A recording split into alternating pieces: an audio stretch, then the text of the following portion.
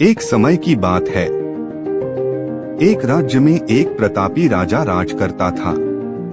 एक दिन उसके दरबार में एक विदेशी आगंतुक आया और उसने राजा को एक सुंदर पत्थर उपहार में दिया। राजा वह पत्थर देख बहुत प्रसन्न हुआ। उसने उस पत्थर से भगवान विष्णु की प्रतिमा का निर्माण कर उसे राज्य के मंदिर में स्थापित करने का निर्णय लिया और प्रतिमा निर्माण का कार्य राज्य के महामंत्री को सौंप दिया। महामंत्री गांव के सर्वश्रेष्ठ मूर्तिकार के पास गया और उसे वह पत्थर देते हुए बोला, महाराज मंदिर में भगवान विष्णु की प्रतिमा स्थापित करना चाहते हैं। 7 दिवस के भीतर इस पत्थर से भगवान विष्णु की प्रतिमा तैयार कर राजमहल पहुंचा देना। इसके लिए तुम्हें 50 स्वर्ण मुद्राएं दी जाएंगी। 50 स्वर्ण मुद्राओं की बात सुनकर मूर्तिकार खुश हो गया और महामंत्री के जाने के उपरांत प्रतिमा का निर्माण कार्य प्रारंभ करने के उद्देश्य से अपने औजार निकाल लिए। अपने औजारों में से उसने एक हथौड़ा लिया और पत्थर तोड़ने के लिए उस पर हथौड़े से वार करने लगा, किंतु पत्थर जस का तस रहा। मूर्तिकार ने हथौड़े के कई वार पत्थर पर किए, किंतु पत्थर नहीं टूटा।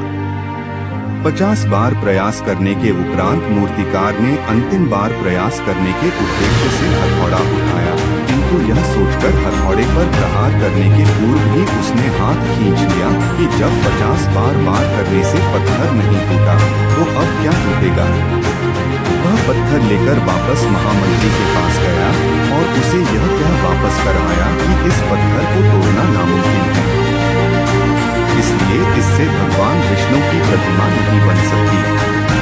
महामंत्री को राजा का आदेश हर स्थिति में पूर्ण करना था, इसलिए उसने भगवान विष्णु की प्रतिमा निर्मित करने का कार्य गांव के एक साधारण से मूर्तिकार को सौंप दिया। पत्थर लेकर मूर्तिकार ने महामंत्री के सामने ही उस पर हथौड़े से प्रहार किया और वह पत्थर एक बार में ही टूट गया। पत्थर टूटने के बाद मूर्तिकार प्रतिमा बनाने में जुट गया।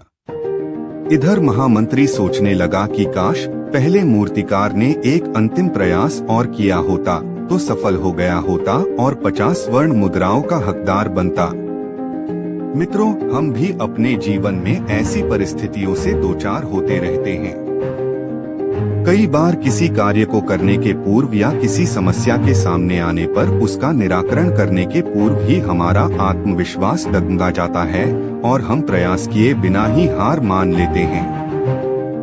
कई बार हम 1-2 प्रयास में असफलता मिलने पर आगे प्रयास करना छोड़ देते हैं, जबकि हो सकता है कि कुछ प्रयास और करने पर कार्य पूर्ण हो जाता या समस्या का समाधान हो जाता।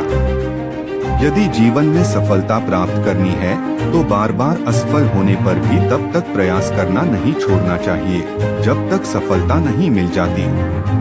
क्या पता जिस प्रयास को करने के पूर्व हम हाथ खींच ले वही हमारा अंतिम प्रयास हो और उसमें हमें कामयाबी प्राप्त हो जाए।